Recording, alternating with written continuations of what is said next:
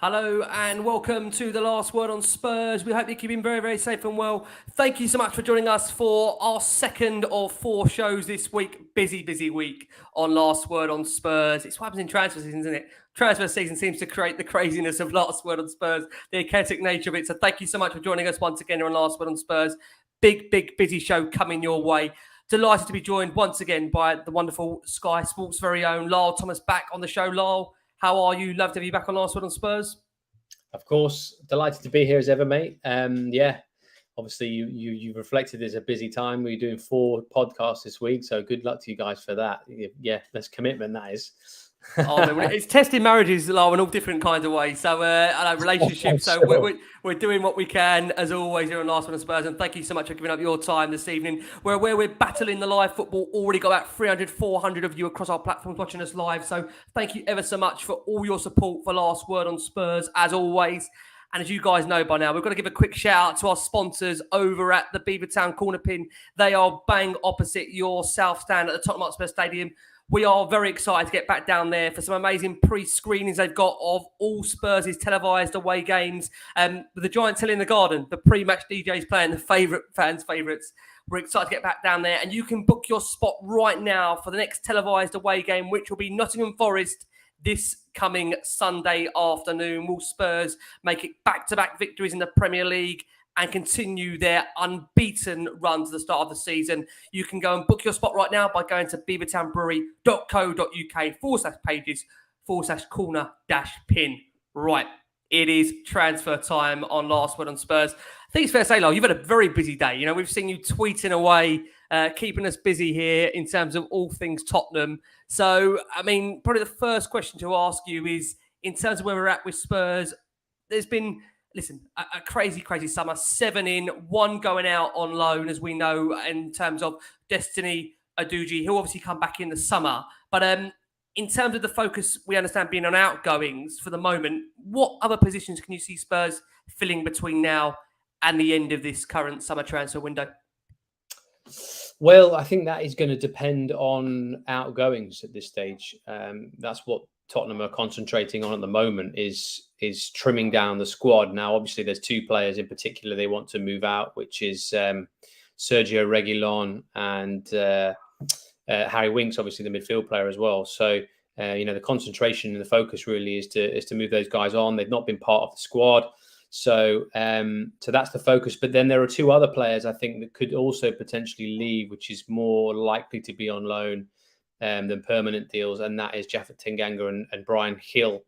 But the situation with those 2 is obviously quite different, I think, from Reguilón and Winks, in that they've both been part of the squad so far.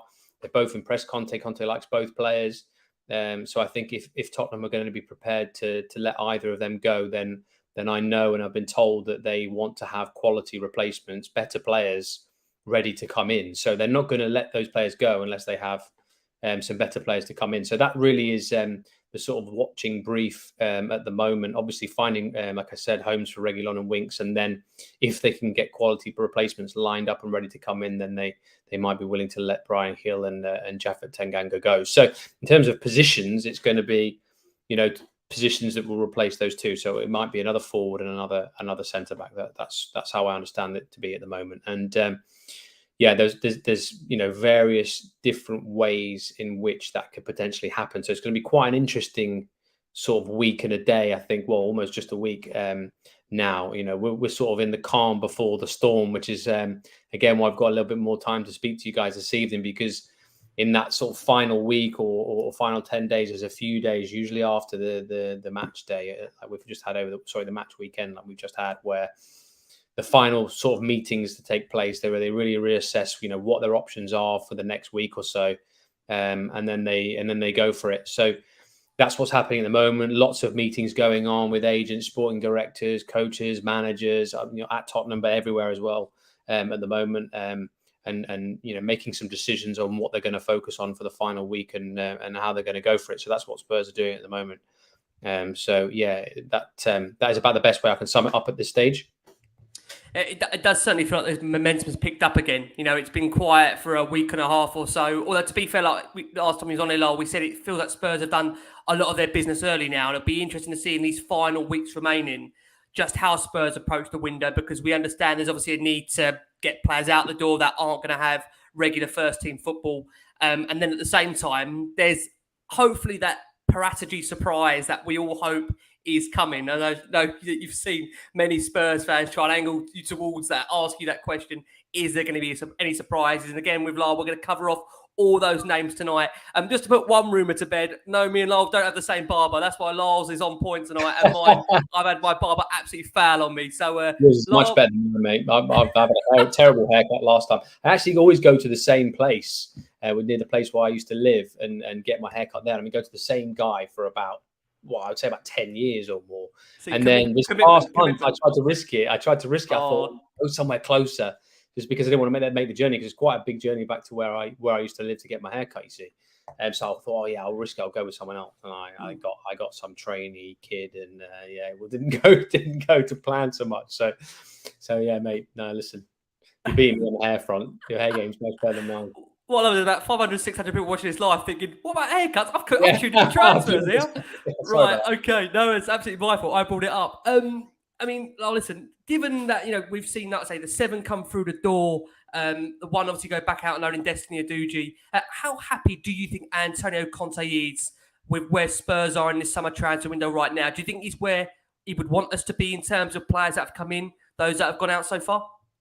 I think so, yeah. I think, I know so. I mean, he said so in press conferences. He said he's happy. I mean, obviously, to a certain extent, you think he has to say that. He wants to, to put out the positive message. But, behind the scenes, I'm told it is true. I've met quite a few people in the last couple of weeks who've also been having meetings with Antonio Conte. I've had dinner with him. We've had drinks with him and things like that. And they've said to me that, he's happy with what they've got. So if they can do some more and like I said, swap the likes of Brian Hill and Jaffet Tangenga for even better players in their eyes, then I think that's the cherry on the icing on the cake really for him. I think he'll go from being happy to being very happy if they manage to do that. So I think that's the situation. It's not a desperation from Spurs. It's now they're in a good position, a strong position.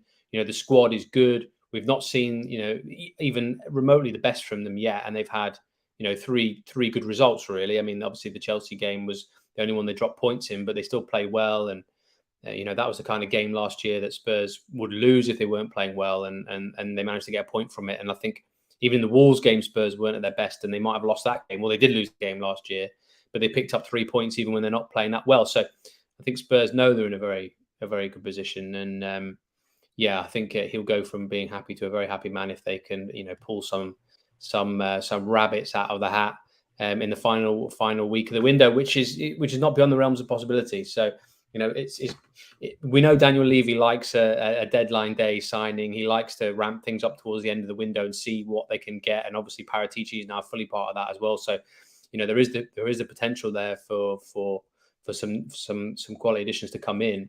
Who they're going to be, it still remains to be seen. I mean, one thing I should have said before is that Spurs have been looking to try to get some players that they really like that wouldn't necessarily normally be available where there are clubs that are interested in their players. So I'll give you an example. The reason we saw the interest initially in Nicolo Zaniolo is because I understand that Roma had some interest in bringing in Tanganga and Ndombele.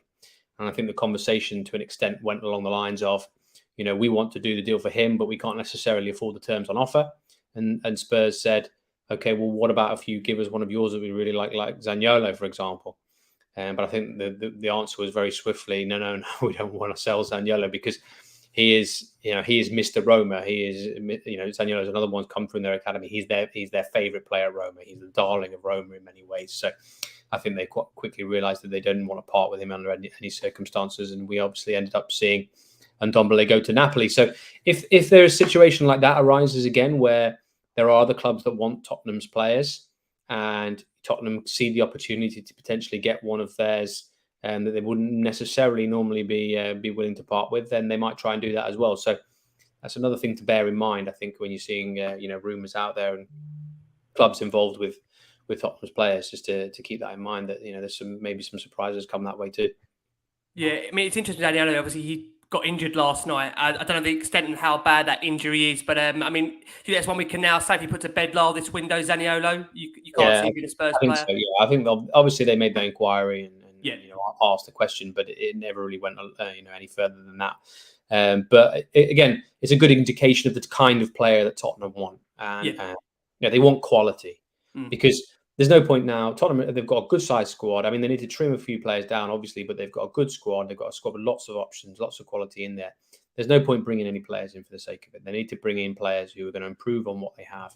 The two positions that I mentioned, I think, are the most obvious places where they can potentially do that. But again, it's not a foregone conclusion, so we still need to see. Okay, one name that's come hot off the Dutch press in the last half an hour or so. I know many people picking up it in the comments. I hope you don't mind me asking you. Is that of Ziyech now of Chelsea? Now, Hakim Ziyech of Chelsea. Now, I think it's well popular and well known that Spurs and Chelsea haven't done business since I think Neil Sullivan exchanged clubs, and that I think was in the early 2000s. So even despite the fact of Chelsea, obviously subsequently this summer changing owners, for me, on an opinion piece, I would think it's very, very unlikely. I know, again, Lyall, it's only happened in the last half an hour. There's probably not been a chance for you to field or take any messages on this, but from anything you're hearing at the moment, Lyall, how would you rate any potential deal for Hakim Ziyech at this stage? Well, I mean, it's the first time that I've seen that name mentioned with Spurs this summer. He has not cropped up in any conversations that I've had. No one suggested to me that I've seen various lists from various sources, and I've not seen him being on Spurs lists through this summer. And just thinking objectively about it, like you mentioned, the relationship between Chelsea and Spurs is hardly a great one, even though a lot of the personnel have moved on and we've got new ownership. I mean, you saw what the rivalry is like on the pitch and between the managers the other day. So I can't believe that Chelsea and Thomas Tuchel would be very keen to help Tottenham in any way by imparting any of their players on them. I mean, Hakim Ziyech's future is uncertain, I think, because obviously Chelsea want to improve in those forward areas.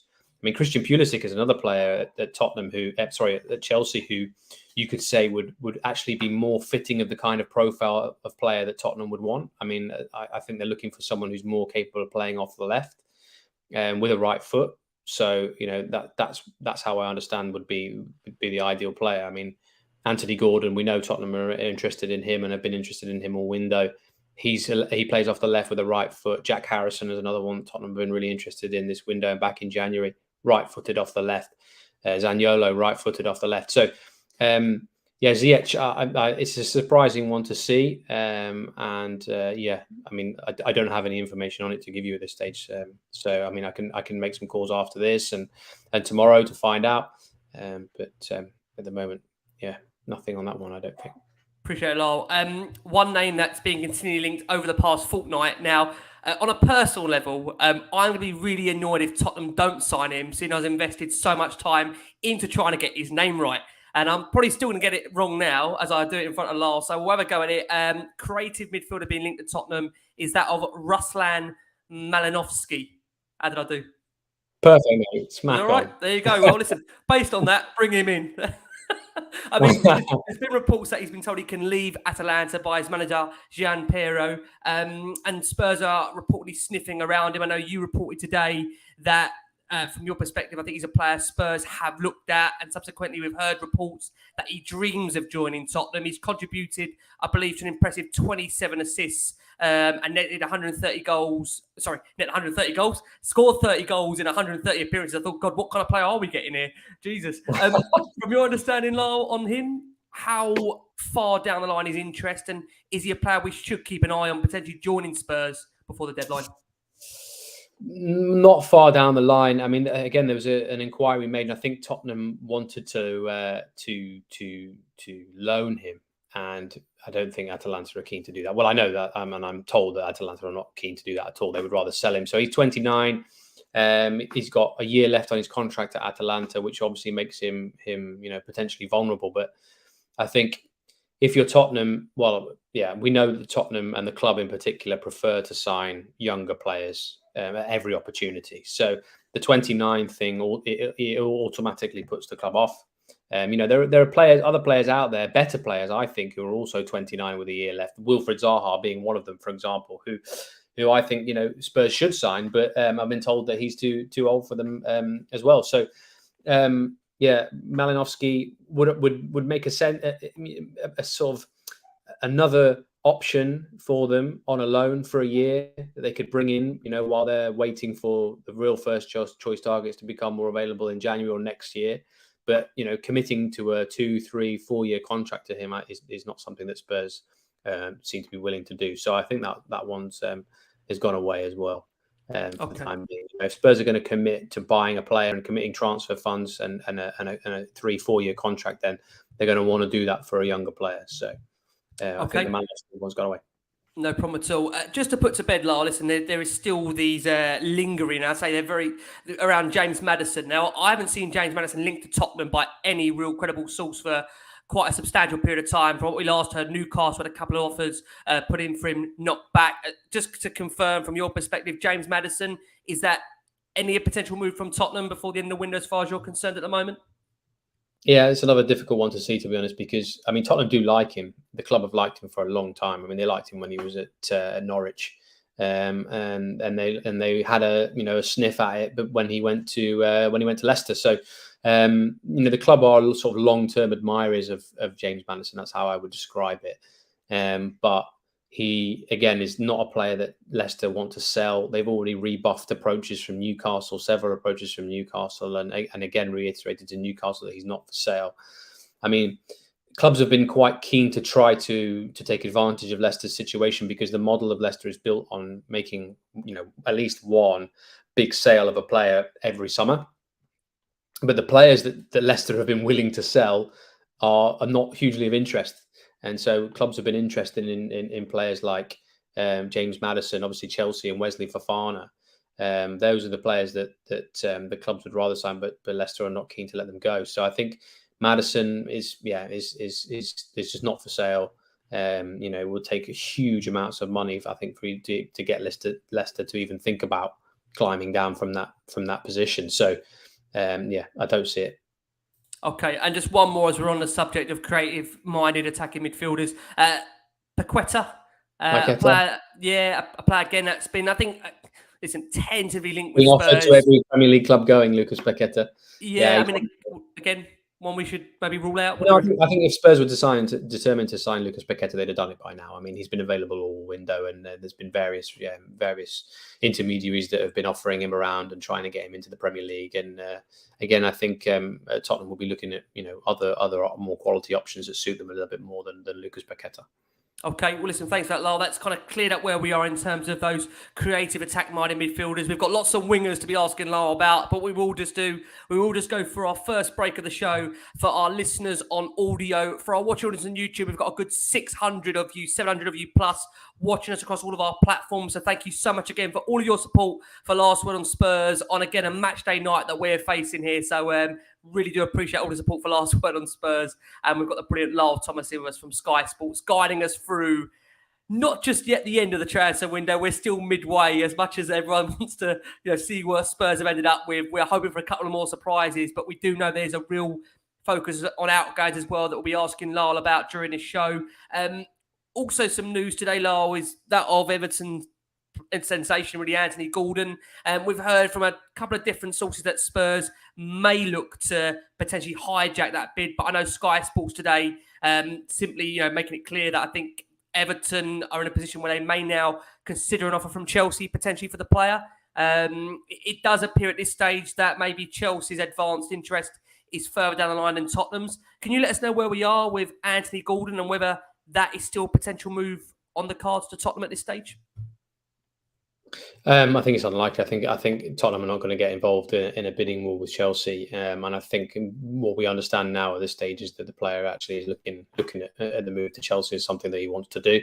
So it's an unfortunate one for Spurs, I think, because they've obviously got a lot of interest in Anthony Gordon. They tried very hard to get him while they were talking to Everton about the Richarlison deal. That was how I reported at the time. That they wanted a package deal for the two players, and that was one of the offers that they made. But at the time, Everton just did not want to sell him, and they don't want to sell him now. But I think now we're later in the window, and Everton do need more money to be able to reinvest in their own squad in various positions. I think they're having to consider it now. And I think also the player is a little bit more inclined to want to go and let the club know that he wants to go now. Whereas, back earlier in the summer, that wasn't the case. I think he was staying pretty silent and carry on with his work and training hard in pre-season and seeing what would happen. But I know Anthony Gordon's a very confident lad. He backs himself to get into any team, and he will back himself to get into Chelsea's team. I mean, I think like I said before, there's some doubts over Christian Pulisic and whether they think he's ready to be playing every game for Chelsea. So I think they're looking for one more, and I think Gordon will probably fancy his chances of going in there, getting in the team, this young team that Thomas Tuchel's putting together.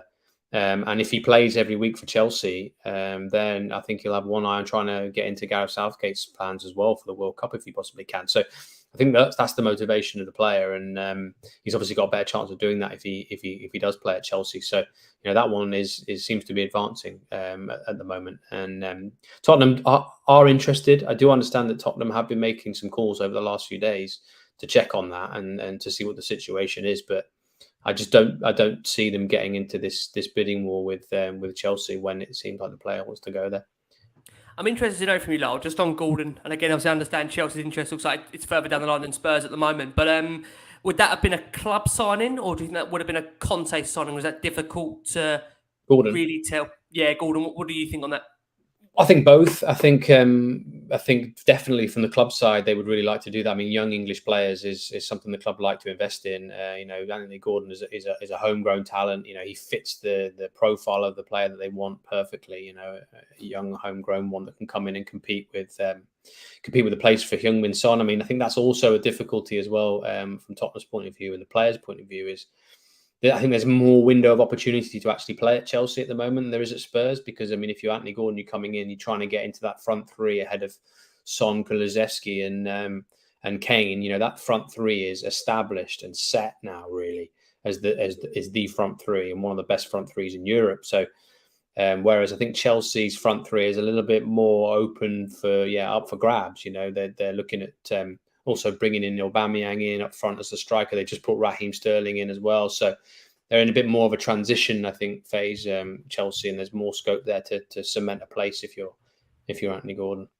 Okay, well, listen, it's one we'll still keep an eye on, but again, looking like Chelsea are closing in on him. A surprise player being linked with Tottenham over the last couple of days, which I know fans, in the most politest way I can put this, aren't exactly bowled over. I think it's politest way to say is Leeds United winger Dan James. There are, I think, again, Lyall, you've commented on this today, potentially that player Spurs may like to some degree as a potential replacement for Bryan Hill. I don't know if you want to start, Lyall, with Bryan Hill and tell us where we are with regards to his negotiations before we look at potential replacements. Do you want to do that first, where we are with regards to Bryan Hill's future? Yeah, well, I think I mentioned before, didn't I, earlier on that, Valencia are obviously the interested party. He went on loan there last year, did well and enjoyed it there. And I think he, the type of player that he is, his game, his physique, his frame, his the profile that he is, he suits Spanish football. He suits the kind of football that Valencia play. So I think he's quite keen to go back there. It's done well for him. And I think obviously he feels more at home in his native Spain as well. So, that's something that the player wants to happen, something that Valencia wants to happen. But as I said, Tottenham are not going to let him go anywhere until they've got a quality replacement in. So, that's what remains to be seen, is whether that can happen and Hill can get what he wants. I mean, obviously Bryan Hill's been on the bench, so he has shown that he's useful for Conte, and I understand that Conte has liked what he's seen from him in training and thinks that he could potentially use him in some games. So. But as for Dan James, he's another player on Spurs' list. I mean, I think they have more interest in Jack Harrison at Leeds than Dan James at Leeds. But the valuation on Jack Harrison is even higher than Anthony Gordon, as I understand it. I think. Wow. Okay. I think Leeds really value Jack Harrison at north of 60 towards 70, 80 million pounds, is what I was told earlier in the window. So I know Spurs made some inquiries about him in January and earlier in the window, I think after the final game of the season, and that was what they were told, and so I think they quickly stopped wasting their time on that one. Dan James' situation a little bit more different. I think he's not going to cost as much as that. Obviously, he's got a lot of pace.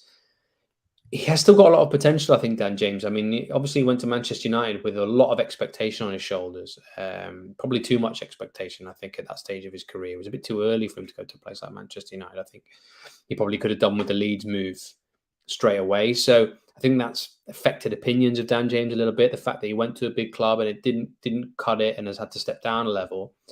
But there's definitely a player in there, and he's rapid. I mean, with his pace, especially on the counter attack, which is one way that Spurs look to really hurt teams, that he could potentially be useful. So, yeah, he's on the list, and there is an interest there, but it's not gone any further than that at this stage. Again, which suggests that Spurs have got other more quality players that they potentially look at. I mean, if you might remember when I was on the podcast earlier in the window, I mentioned that Spurs had made an inquiry about Cody Gakpo.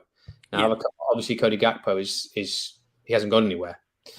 He's been repeatedly linked with Manchester United, but they're focusing their attentions on Anthony at the moment, and it's not clear whether Manchester United will go for two wingers. And actually, I think that they would rather spend the money that they have in other areas. I mean, we understand they still want to bring in another striker, centre forward, a number 2 goalkeeper, maybe a right back as well, maybe another central midfield player if they can get the right one. So Cody Gakpo is one to sort of keep an eye on. I think Spurs definitely like him. Again, as I said before, right-footed, plays off the left, young, talented, not going to cost as much as Anthony Gordon. So that's another watching brief, I think.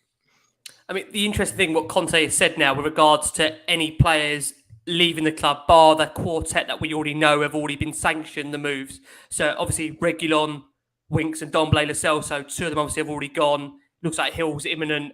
Apologies, take Hill out of that. But the 4 that we know have already been decided upon their futures to go. Conte said this squad is this. And if someone goes away, then another has to come. This has to be clear for everybody. Now, he made that obviously in his, I think, post-match presser after the game at the weekend. And it obviously looks like Hill's move now is advanced. So therefore, on that basis, Lyall, should we be of the excitement, but should we be now of the thinking that whatever happens, if Hill is going out, Spurs are most certainly going to be getting some form of a replacement for him before the end of the window, based on what Conte has said to the press? Yes, but I don't think that it's that advanced yet. The Bryan Hill to Valencia, it's still at the interest stage. That's how I understand it. There's nothing that's been agreed between the clubs yet. As far as I know, I don't think the terms have necessarily been agreed with the player.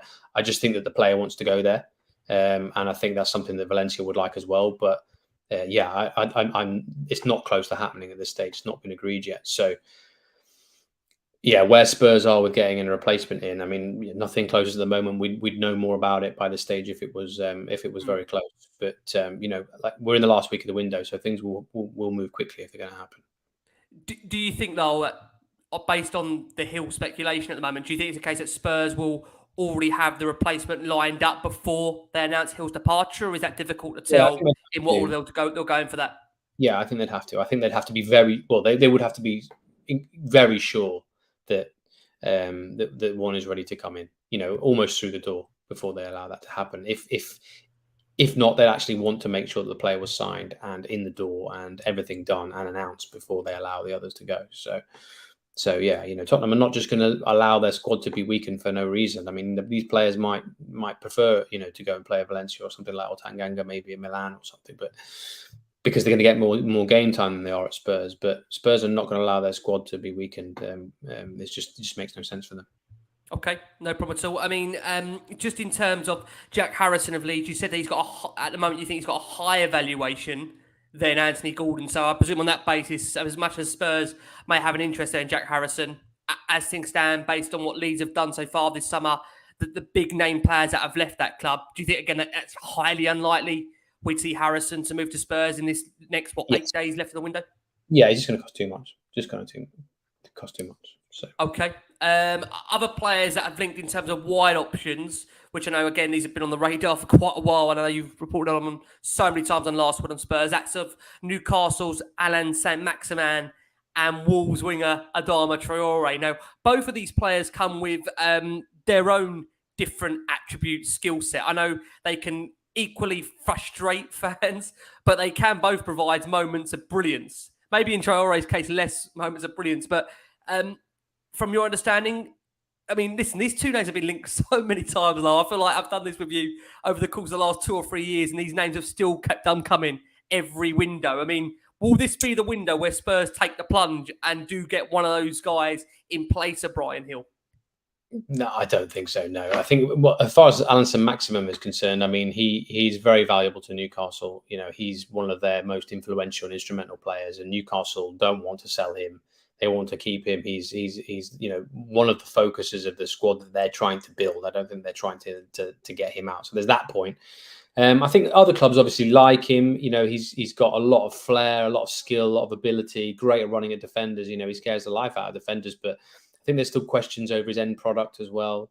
I think Spurs will be looking for a player with more quality end product than him. And you know, he's still got, I think, 4 years left on his contract as well at Newcastle. So you know, he would be another very expensive acquisition, and you know, not something that I understand that Spurs have been pursuing at all. So no, I'd forget about that one. And Adama Traore, again, I think is one that's been and gone. You know, I think the idea was obviously in January to bring him in and perhaps play him as a right wing back, but now Spurs have got as many as 4 options at right wing back. So I don't see Adama Traore coming in and playing there. And as I said, I think they're looking for someone who's more of an option sort of left, and it's more of a sort of, right, like I said, a right footer who can cut in off the left and you know, provide a bit more of that playmaking ability, but cutting inside rather than playing a 10.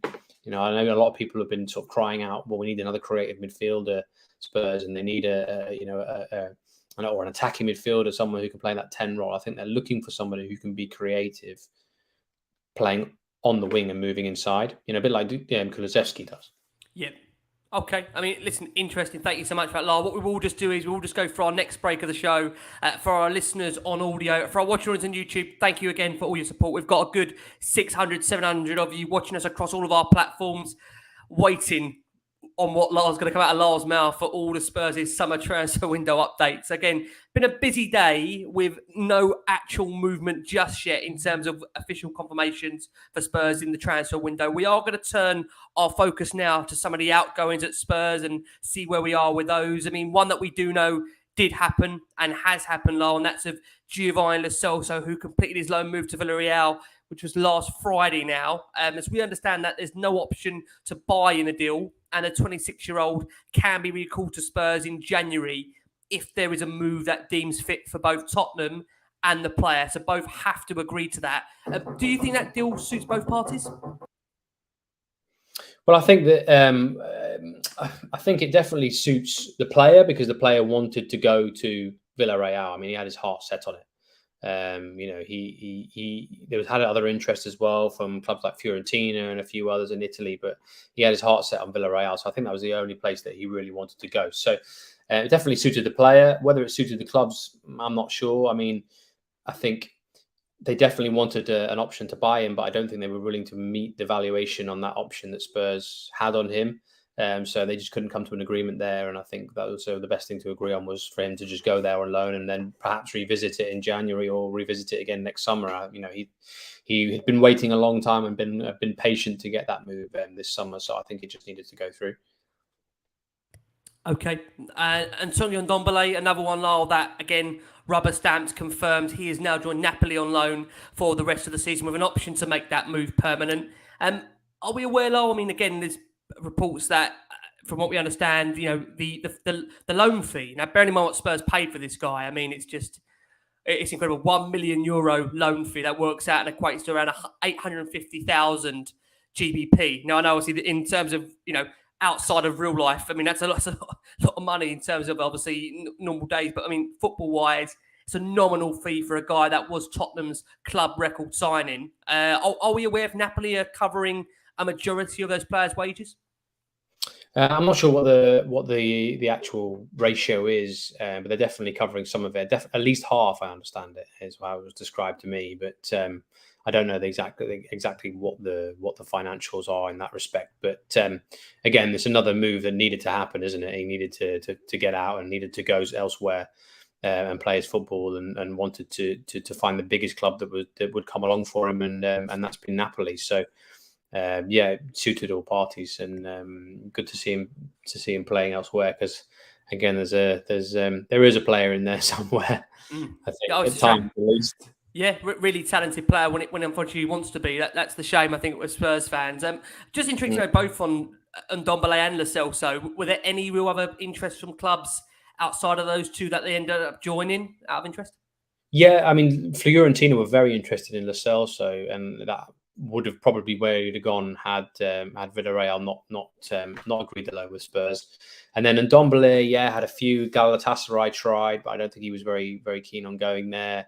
I think he had interest from Marseille as well, and a few clubs. And Villarreal as well actually were interested as well. But I think in the background he was aware that there was some interest from some bigger clubs. I mean, Napoli obviously a Champions League club, so that's where he was always going to prefer to go and play for a club who's playing in Europe's league competition, and try and get himself back to where he believed he was when he joined Tottenham, which was, I mean, Barcelona had been tracking him when he was at Lyon and before he joined Spurs, and he's always been aware of that. And I think he was probably hoping that interest would come back at some stage. So he needs to sort of get himself back up to that level. But whether he will or not, it remains to be seen. I mean, perhaps Italian football suits him a little bit better. Another player, Lyall, I mean, a current Spurs player that has potentially been linked with a move away, and that is Pierre-Emile Højbjerg. We've seen some reports, only picking up in the comments here. Alex Tiliano asks, anything genuine about Real Madrid's interest as far as you're concerned in Pierre-Emile Højbjerg? Well, no, not serious interest. No, certainly not for this window. No, I don't think. I was quite surprised to see that actually, and I was trying to figure out where that had come from, but because it was quite a strange one. I mean, Ancelotti said even at the time that they were selling Casemiro that they had 6 central midfield players even without him, accounting their promising youth players that they've got coming through. So they've invested in Tchouameni this summer, Real Madrid. They were invested in the guy that nearly went to Manchester United, whose name has completely escapes me. The other midfielder they invested in last year, Camavinga, that's the one from Rennes. That they're the future of Real Madrid. So not Pierre-Emile Højbjerg. I don't think there was anything in that one really. I think it was journalists having conversations with sources amid the Casemiro deal, and other little tidbits of information coming out here and there. For example, that Real Madrid might have looked at Pierre-Emile Højbjerg once upon a time, but not at the moment. Okay, thank you for that, Lyall. Listen, let's turn to some of the players that we know are being heavily linked with a move away from Tottenham. And first up, that will take us to Sergio Reguilón. Now, we've had reports today that Forest have apparently had potentially a bid rejected for him, although for Reguilón, they aren't a priority for him at this stage. Can you bring us up to date on where we are with Sergio Reguilón's future, a player that, as we know, part of a quartet that's been told he hasn't got a long-term future at the club? Where are we right now with him? Well, I mean, the issue with Sergio is his fitness, because as you know, he was struggling with a problem. I think it was a groin problem towards the end of last season, and he was sort of in and out of the team. And as I understand it, those problems haven't gone away. He's actually been struggling for fitness this summer, and that is the major factor in the fact that he hasn't actually had a move anywhere yet. I mean, Sergio Reguilón is a very good player on his day, and you would expect clubs to be queuing up for him, I would have thought, especially on the continent, and especially back in his native Spain. He has had some interest here and there. I understand there are a few potential options for him. I think there's one in France. I think there's one in Spain, and there are some Premier League clubs that have had a look as well. But as far as his fitness is concerned, it's not completely assured. So I think any club that are going to take him are taking a bit of a risk on him while he's not 100% fit and able to actually prove that he's 100% fit, because obviously he's not in Antonio Conte's plans. So it's not like they can even go and watch him train with the first team, or they can't even go and watch him, play in a game at the moment. So, I think, if he's going to go somewhere, it's going to be if he's fit by the end of next week. And it might be one that comes right down to the wire, really. And clubs that are still looking for left backs and running out of options and happy to take a bit of a chance on a player who's had some fitness issues.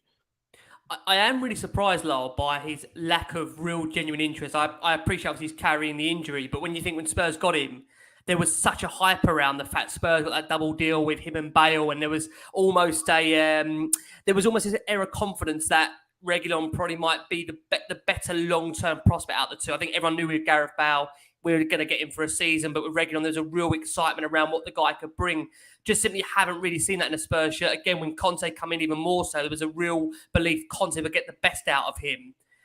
I mean, if we're in a situation where, this time next week, we're deadline day or deadline day eve, and Reguilon is still picking up that injury, how does that work, if you don't mind me asking you, if you know it, in terms of when it comes to a medical, if the player isn't able to take a medical, do they just base and look at his extensive medical records to see if they can trust the player in terms of going ahead with a transfer? Because it obviously can be difficult, right? Otherwise... He would undergo a medical. And obviously the medical would flag whatever the injury was. And then there's nothing in law or anything that says that a player has to sign, a club has to sign a player if he fails or not a medical. Obviously every club is going to be pragmatic about these things, and if a player fails a medical, they're less inclined to sell him. But if a player fails a medical, they can still sign that player. There's nothing actually in the rules that says they can't. So obviously players are signed when they're carrying injuries, and clubs are aware of it, and they can still go through the medical process, just obviously with that being an issue and something that they have to manage. So yeah, it could still happen. It could still happen even if he is carrying that injury, but it's up to the club whether they want to take a risk on it. So obviously they would take doctors' assessments and take the assessments from the club that he's already at to get a good idea of how long they can potentially be out for, and whether it's worth bringing that player in, and whether he's got a chance of playing sometime soon. If you're bringing in a player that that's on a loan deal, say, and he's going to be out for the first sort of few months of that loan, then it doesn't really make much sense, does it? They might as well just wait until January. It's after the window closes, it's only 3.5 months till the January window opens. So Reguilon's got to prove his fitness if he hasn't already, and then a club be willing to take him on. So let's see. Okay, thanks for that, Lyall. Next up on the list, we'll stick with defenders, and we'll go next to Jaffet Tangenga. Now, again, speculation today rife that AC Milan are back in contact with Spurs regarding a potential transfer for Jaffet Tangenga. They appear to be leading the race for him, although there has been reports again of some Premier League interest in Jaffet. Do we expect him to depart? I know you said at the start of the show it's one you do expect him to depart, but maybe a question is, rather than where do you expect Jaffet to go between now and the end of the window? Well, I would be careful to say I expect him to leave. It's whether Spurs can find a quality centre half to come in and that will allow him to leave. That's not assured. I think there are more. Okay. I think there are more forward options for Spurs to look at to potentially let Hill leave. I think there are less quality centre back options, so that's going to be more of a difficult one. And obviously, he's keen to play regularly. Whether that, I'm always told that his dream is to play regularly for Tottenham. He's obviously an academy player and he loves Tottenham and wants to play for Tottenham every week. But if he can't do that at his stage in his career, he needs to go somewhere and play regular games. Now, obviously, AC Milan are very interested in bringing him there, and can assure him of more game time. And there are, some clubs around. I think Forest are also, willing to let him to go there for more games as well. So yeah, it's a similar situation. It's whether Spurs can bring in a replacement for him that will allow him to go out. And nothing's close to happening at the moment. And until it is, why would Spurs weaken their options? Romero's has been out, has a knee with a knock, and so there's a few questions over Romero. A little bit is that how serious is that knock, and are they taking a risk by bringing him back in too quickly? And that obviously leaves Spurs short of options, because Joe Rodon's moved on, so they need to have two players available for every position in that back three. So it makes sense for them to have 6 centre halves rather than say 4 or 5. With regards to Jaffet, it's one of those where you say there, listen, Spurs are looking for a replacement, but because of the nature that Jaffet hasn't been a first team regular for Tottenham on the opportunities where he has been available, if Spurs are looking to bring somebody in as a replacement for him, again, are they looking down maybe the mould of, dare I say, the Joe Rodon type player? Because again, some Spurs fans might think, okay, another centre back, let's all get excited, let's think about Bastow, let's think about Gvardiol. But if we're being honest about it, Lyall, it does feel like if Tanganga is going to potentially depart, whether that's a loan or a permanent. And Conte said that anybody that does leave now, bar the 4 that we already know of, there's got to be a replacement. What kind of level, is it hard to ask you that question, what kind of level of replacement do you think Spurs will get between now and next week if they are going to sanction Tanganga's departure? Well, that is the tricky situation. I mean, you've kind of hit the nail on the head, really, about the situation that Spurs are in, because to find a player who is better than what they've got, better than Tanganga, who is going to be willing to come in and effectively be told, okay, well, your second choice in that position, or third, fourth choice potentially, and you're going to need to compete. You're going to need to come in. You're going to need to learn Conte's way of playing and compete for a first team spot. For any player coming in, that's tough. So the kind of player that can come in and do that straight away is somebody who's obviously more experienced, somebody who's done more in the game, who's not necessarily expecting to play every week, but that can come in with that experience and play to a certain level. When they're replacing one of the other players, either in a cup competition or in the league, if there's injuries, and those are difficult to come by. Those players, that are willing to do that. And the other option is to bring in a younger one who they think is better or has more potential than Tanganga. Again, difficult to see how many options there are out there like that. I mean, one they really like at Crystal Palace is Mark Way, but again, he is fundamental to Palace. They love him there. He plays every week there. Is he going to play every week if he comes in at Tottenham? He's not going to play ahead of Romero or Dyer or Davis / Lenglet. He's not going to play in that left-footed role anyway because he's not left-footed. So that's the difficult situation that Spurs are in, and they're not just going to go out and get any players. It's got to be someone who's going to improve them. So there are limited options on the market, and I have been racking my brains trying to think of a centre back that is gettable, that would improve on what they have, and I'm finding it difficult to think of one. One of the names that's been linked, and again, forgive me, I think this guy can play I think he can play across the back 4. That's Martin there on the screen. So, Zabani, is that a name you've heard linked to Tottenham at all from your sources this window? No, it's not. Okay. So I guess it's just one of those where we just wait to see, Lara. I mean, you'd imagine Spurs, as we've seen with Conte's words, they're only going to sanction the loan of Tanganga or full departure, providing it's another replacement. So you'd imagine they have got some formality there of some list they're working towards with some names on there, just to reassure fans. Yeah, for sure. I mean, the list that I saw of centre halves earlier in the window had, had a lot of the names on there that we've already seen who are out there, and most of them are actually left-footers. Obviously people like Josko Gvardiol, who we saw, Alessandro Bastoni was on that list, but those are the left-footed ones, and they've got a left-footed one in for the season. And that's in Lenglet.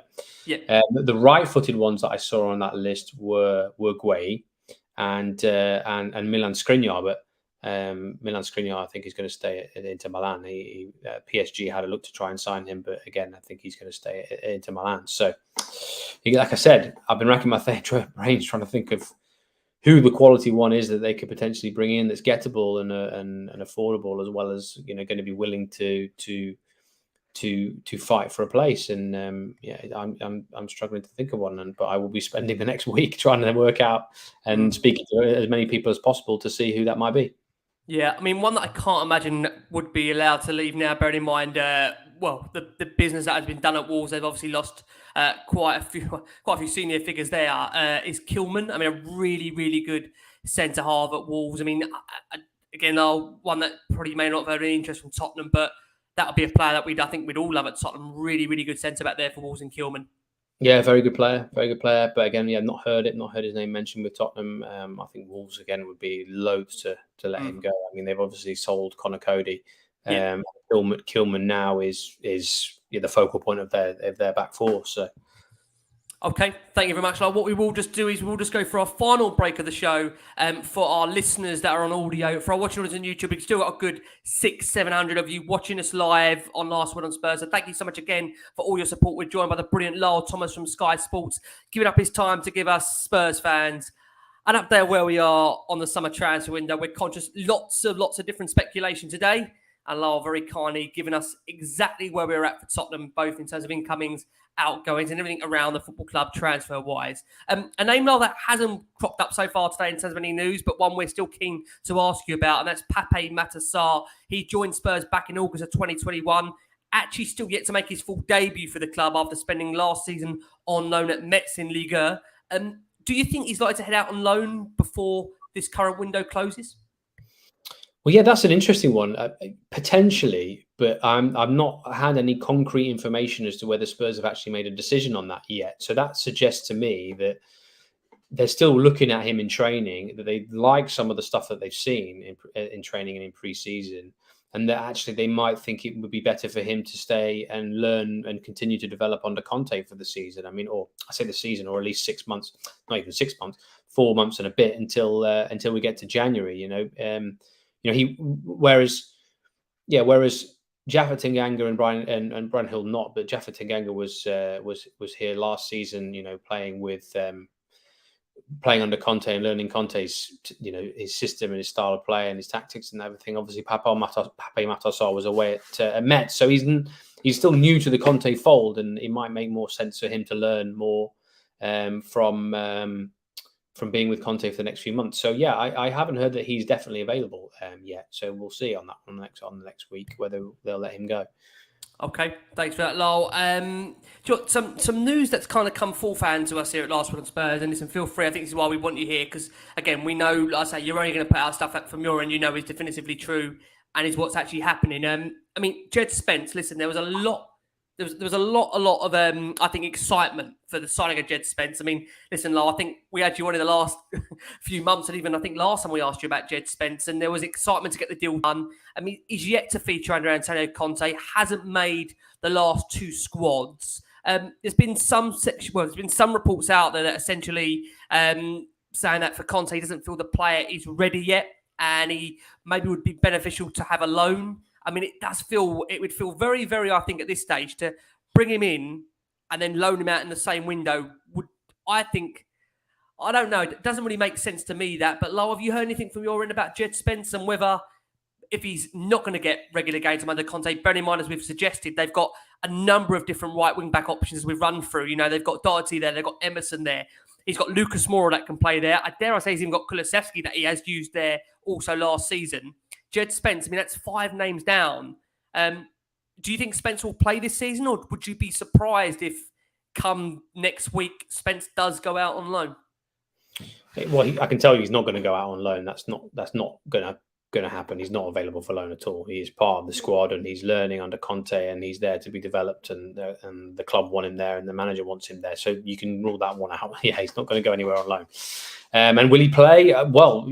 Yeah, let's hope so. I mean, it's up to him, obviously, to bed in and learn. I mean, he's still a young player. He's still got a lot to learn about the level, a lot to learn about Conte's ways. And so, I think Spurs fans should be more relaxed, really, about Jed Spence and his situation. I mean, he's one for the future, and I'm sure he will get game time, especially if he starts to prove himself. And I understand he's taken to it very, very well. He has been impressing, even if he hasn't been involved really yet. So certainly in the cup competitions, obviously we've got Carabao Cup coming up, and once we get into Champions League group stage maybe, but more likely when the FA Cup rolls around as well, then he will be needed. So yeah, it's up to him to adjust to the level and take to it, and he'll be able to do that because I can tell you he's not going anywhere online. Okay, Lyall. All that today, actually. Well, listen, thank you so much for that clarity. Final question I'm going to ask you, then we're going to literally open the floor just for a couple of questions. If people want to ask some questions, I say, it's like, it's the quick fire round. Actually occurred to me on centre backs as I was thinking about it, and that was Ashley Phillips, the centre half of Blackburn, and the young one, 17-year-old. Spurs do have an interest in him, but I should say that I don't think he's going to be one that's going to come in and play, regularly. I think if they signed him, he would come in and go into the youth setup. So it's worth me mentioning him at that stage because I have actually reported some on that before already, and they do like him. I think Paratici watched him at Reading last week. They haven't moved on him yet, as far as I know, but there is some interest there. But yeah, again, that shows you the 17-year-old, as being one they're looking at, as there aren't that many other options out there. Appreciate that, Lyall. Thank you so much for that update, guys. We're going to open the floor. Feel free to throw us some names and we'll ask Lyall in the quickfire round. We know loves the quickfire round on Countdown here on Last Word on Spurs. Finally, Lyall, final question for me to you is, how many more players do you think Spurs will sign come the end of this summer window? Well, I would be surprised if we don't see another one. Like I said, I think they are looking at the forward options to allow Hill to leave. So that would be the one I would expect to happen the most. Two might be a tall order, but yeah, maybe one more, like we'll say at this stage. But yeah, like I said, it's got to be someone who's going to come and improve on what they have. Okay, well, listen, Lyall, you've accepted my grilling. You've done my grilling. One of the names that are coming through here, Milenko Savic. I think we know Conte, massive fan of that player. What's the chances of Milenko Savic being a Spurs player, in your opinion, this time next? There you go. We're at zero. Right? 3. Okay, no problem at all. Thank you very much for that. I think. Oh, okay. Now we are getting some names coming through here. We've got in Harvey Barnes. It's a good player for Leicester. I can't imagine Leicester in their state at the moment. Would they be looking to sell Harvey Barnes at this stage, Lyall? Good question. Good question. He is one I'm aware that, again, is sort of, is admired as a young, homegrown English talent, Harvey Barnes. I mean, he is a great player, but again, like Madison, one that Leicester are not interested in selling.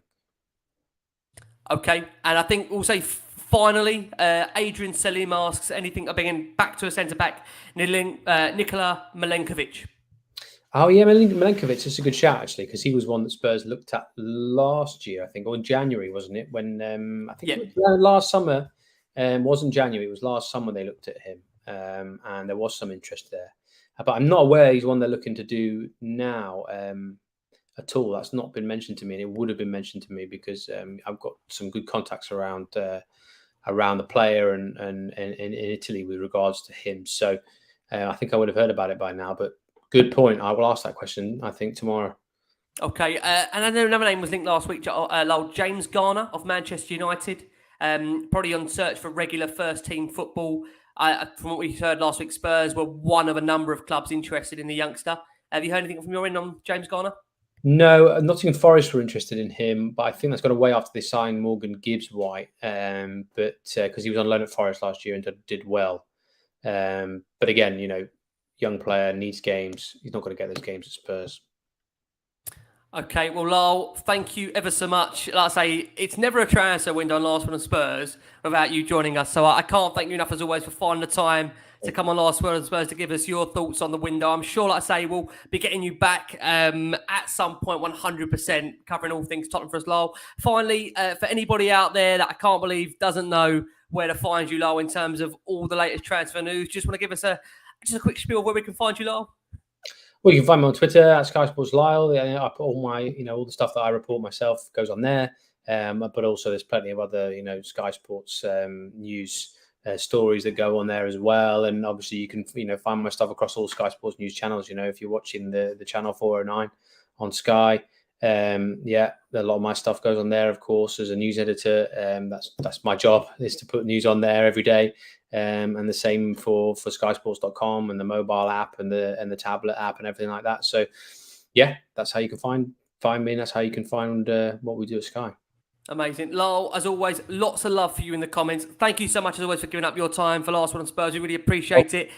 We are back with you guys. We're going to be back with you twice again this week. So thank you so much for all your support. Lots of love pouring in, as always, from the brilliant Lyall Thomas, for myself. Guys, please, as always, keep safe, keep well,